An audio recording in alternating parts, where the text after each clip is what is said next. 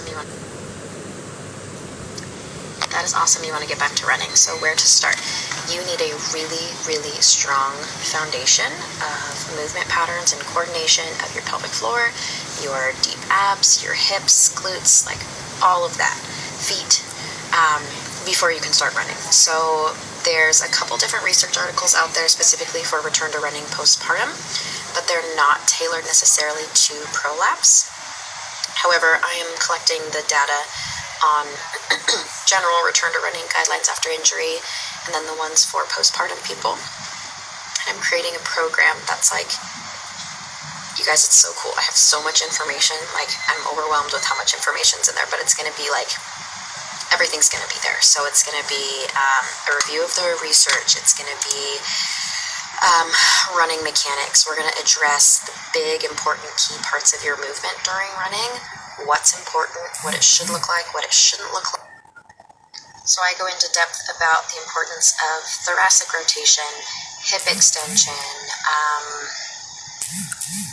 pronation and supination of your feet, what that looks like, what your pelvic floor should be doing when you're running, what your foot strike pattern should look like, and all these different things.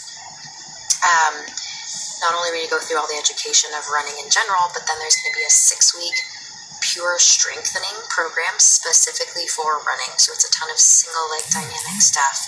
It's emphasizing the key parts of strengthening that are going to translate into better running. And then it's going to be 6 weeks of progressed strengthening, so even more, with dynamic plyometric jumping impact exercises progressed over the 6 weeks so that you can start running.